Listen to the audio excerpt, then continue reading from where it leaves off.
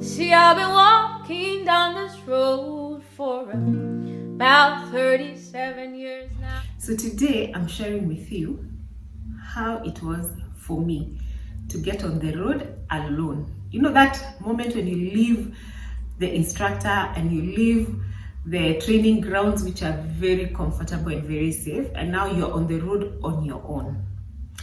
And of course, how I built my confidence, because I get a lot of that question. How did you build your confidence?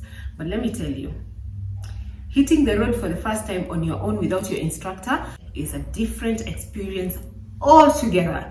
So if you're a new rider, still struggling with your confidence, and yes, or maybe just training and looking forward to that moment when you hit the road, this video is for you. Stay tuned, watch till the end, and I hope some of the things that I learned during my process and helped me build my confidence will also help you build your confidence.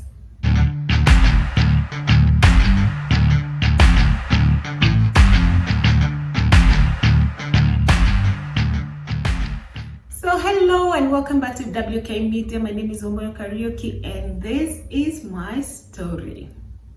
I just hope you enjoyed the previous video. I talked about my first bike, the whole process of getting the first bike, my experience, and especially my firsts, my very interesting firsts with my first bike. So if you missed that video, here is a link. Please make sure to watch it, and if you enjoyed it, remember to always give a thumbs up and a comment in the comment section below. So I want us to go back to just a little bit about training. Training grounds are safe grounds. Training grounds, you have the instructor. You have a bike that is not your responsibility. So you go there with your helmet, with your boots, with your gear. You sit on a bike. The instructor is there to tell you move here and there. And if you make mistakes, you are on your own in the training ground. So it's pretty safe. Then once you finish the training, there's something called the road drill. So this is usually the last lesson that you do after you do your test and you get your license, because you can't go onto the road without a license. And this road drill is actually done on a public road. The purpose of the road drill is to get you or to introduce you to a public road with traffic, with other road users, and then you just get to get that feel when you still have the instructor behind you. You have an air plate, you have an instructor behind you, and they're even communicating with you and telling you when you make mistakes. They're also watching out and looking out for your safety. So it's still a very comfortable experience as much as it is a new environment. So when I did my road drill, I did not get to meet a lot of traffic or other road users. Why? Because I had challenges with my cornering. I had challenges with my U-turn, especially U-turn and hill start. So my road drill was to do a hill start and to do a U-turn on a proper road. Like I had so much space on training ground, so whenever I was told to do a U-turn, I used to do something that is not practical for a public road where you have other people using the road. So you don't have all that space. So when I hit the road on my own, I was totally on my own. I started riding as soon as I got my license, and I remember my very first ride with a PDL.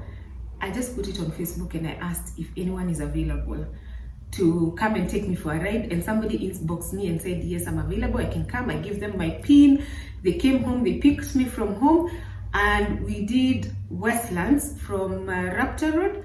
We rode all the way to the bypass, Kikuyu bypass, and then we did a detour to the vet lab. Now this is what happened on that particular day, which was my very first day.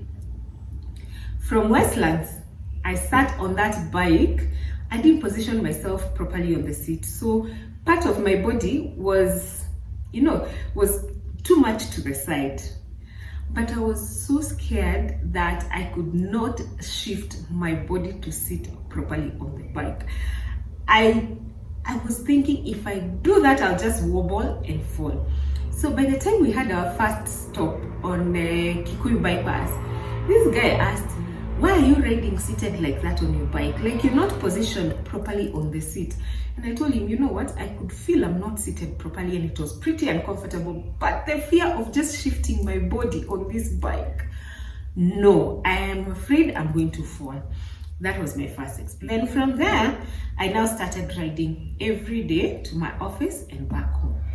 My normal distance in a day was about 7 kilometers one way to the office and then another 7 kilometers back home. From Westlands to industrial area and back. So for me to go to work, I had to leave early at the traffic time. People are going to work, kids are going to school, matatus are in plenty. That is the time I'm going to work. Then coming back in the evening, I leave the office with everyone at 5 o'clock, between 5 and 6 o'clock. Again, it's heavy traffic time. And that is the time I was introduced to the real oh shit. Oh shit. So the first things that happened on the first days is, one, the other drivers expect because you're on a motorbike, you're going to find your way, lane split, and find your way and move. So when the traffic is not moving, then they expect that you're on a motorcycle, do what the bodas do. And I didn't have an L plate, so nobody could tell that I was a new rider. So here I am looking at the space between the cars, and to me that space looks so small for my bike. Oh my God, the boda guys are behind you. They want to pass. So they're hooting at you. And they're hooting at me to squeeze into this space that I think is too small for my bike. So I have to look for a way to move and let them pass. When you try to move, I try to move and I'm also scared. I don't want to touch anybody's car. I'm afraid of scratching it. I'm afraid that maybe when I have squeezed myself towards the car side for the bodas to pass, these guys might start moving and might just roll with me. Let me tell you, there's sweat. That's where my sweating started. And I remember my first day to the office, I was wet. By the time I got to the office, it's like I had been traveling for hundreds of kilometers. It felt like it was the longest journey ever. I also spent the same time I spend when I drive. I had no time saving, and I got to the office and asked myself, will I do this? How will I even go back home?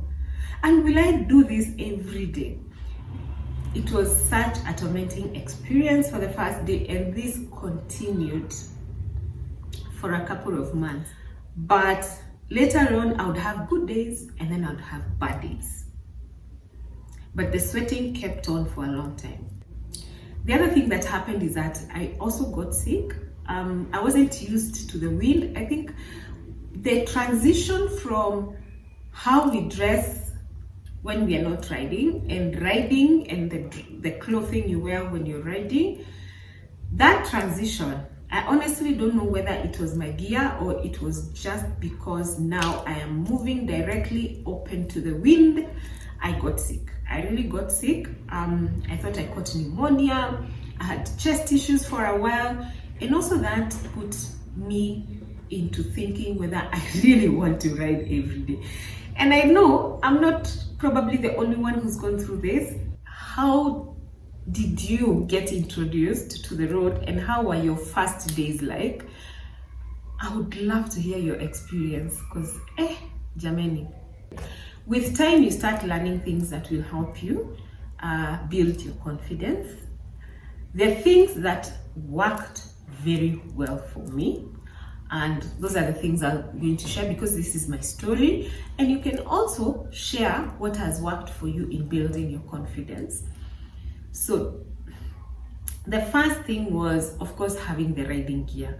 Like, I wasn't afraid of falls as much as I would be when I don't have the riding gear. And let me share with you a story, something that happened in my first days of riding.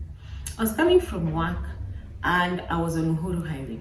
Between the Haile Selassie roundabout and the St. Paul's roundabout, I hit 3 cars. Now, the first car I hit, I went down. You know the way the traffic moves and then the lights go red at the front, and so everybody slows down to a stop. I was lane splitting, and I think I wasn't focused on how we were moving, or I didn't anticipate that these cars will come to a stop. But anyway, I rammed into someone's car, and out of my fear, I dropped the bike. When I dropped the bike, because I was lane splitting, I had already hit this guy's rear light, and I hit this other car, and I put a scratch on that other car. So we had to push my bike off the road, and he pushed his car off the road, and now we have to talk. But he was extremely mad. Anyway, long story short, he gave me a piece of his mind, and then he gave me a piece of advice, and he said, as a woman, I shouldn't ride a motorcycle, and I should be more careful. These things are not for us. These things are for men. Now I will be riding like the bodas, blah, blah, blah, blah, blah. I took the good advice. I left the rest. Traffic started, and we started moving. By the time we were stopped again at the roundabout, the first incident happened opposite the Intercon Hotel. So that short distance between where Intercon is and the roundabout, Kenyatta Avenue roundabout, I hit someone else's mirror. How? I think this guy had also seen what had happened. So his anger was, what are you doing on the road if you're not properly trained? That's the question he asked me. You should go back to school and get trained. Second incident. By that time, I was sweating. I was wishing I'm not on this bike. I was wishing I could find someone to ride this bike home. I was just wishing the ground could swallow me. I had already had enough in such a short time. My confidence, the little that I had been drained. The fear that I had increased. It was here, and I still have a distance to cover between there and home. This was the longest ride I've ever had. So we move on, and by the time we get to St. Paul's roundabout, I hit the third car's mirror. This one, I hit the mirror so hard. I think I also now, because I was totally shaken, I also missed my brakes. And I'll come back to that after this story. I missed my brakes, so when I hit the mirror, I didn't stop. And so I folded the mirror. Luckily, it was those ones that just bend to the back. They can actually move. They don't break, it just folded to the back. This guy was so upset, and he said the most unkind things to me. And I started crying inside my helmet, because now I could imagine between there and home, I was just seeing how I'll hit another one and another one and another one. And every person I hit, things were just getting worse. Like, their reaction was just getting worse than the previous person. And between St. Paul's and Tractor Road, I was just seeing myself either hitting another 20 cars or God knows how many, and getting into serious trouble with people. But anyway, I made it home, the longest journey ever. Now let's go back to, I missed my brakes, and that is how the third car I hit, I could not stop. So I moved with the mirror. So the second thing that helps build your confidence is knowing where your controls are. At that moment when things are going wrong, you have no time to look down and look ahead. That's the second lesson I learned. The other one is knowing your bike. Take time to know your bike. Each bike is different. How my brakes respond on my bike is not how they respond on somebody else's bike. How you maneuver your bike is different from another bike. So please know your bike. And I just wish somebody had told me to practice knowing my bike and learning it enough. So something else that helped me build my confidence was taking rides on my own when there is less traffic, like avoiding situations that would make me nervous. And those situations mostly were heavy traffic, busy roads, like roads that matatus use frequently.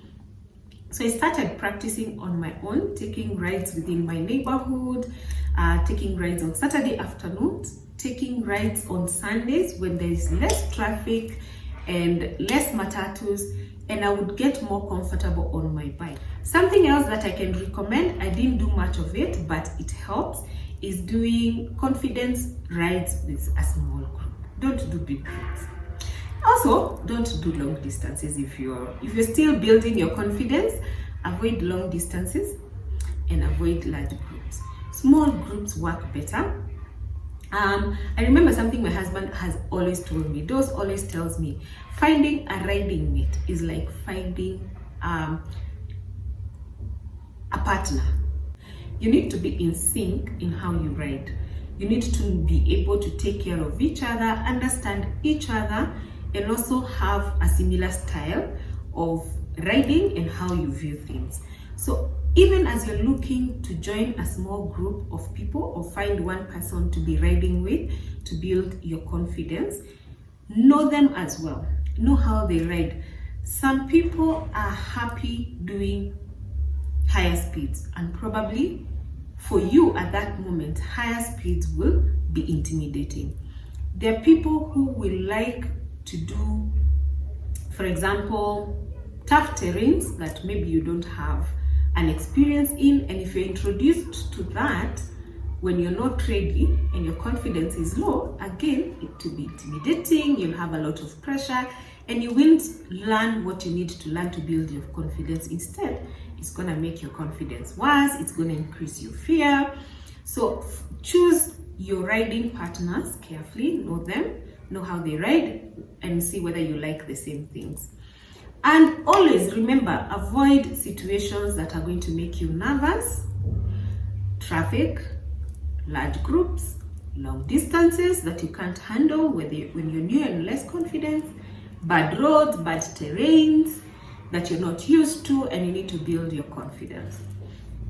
What I can say is that the process of building confidence is very different from one person to another. So do not compare yourself with other people. There are people who are very good, they start off and they build their confidence very quickly. There are people who take longer time. I was one of those people who took a longer time, if I can say so. Don't compare yourself with other people. Your confidence will come. Just learn to stick to the right things. Learn your controls. Know your bike. Avoid nervous situations or places that will make you nervous, environments that will make you nervous, but your confidence will come. I think the most challenging part of my building confidence was whenever I joined rides with bigger groups, I would always feel not skilled enough. I would always feel not good enough, and that always took away my confidence. So again, as you introduce yourself to bigger groups, larger groups, and long distances, please make sure that you remember where your levels of confidence are, and you have to know yourself as well as you're progressing in your growth as a rider. And with that, guys, so where are you with your confidence in riding? Please share in the comment section down below. Let me know if you would like support to get your confidence up there. Also, let me know if this video has helped you, has made you feel confident about your progress in riding. I hope I have. And until the next video and the next story, it is bye for now. If you haven't subscribed to my channel, please do so. Remember to give this video a thumbs up if you like it. Also share it with your friend if you find it valuable. And also give me feedback in the comment section below.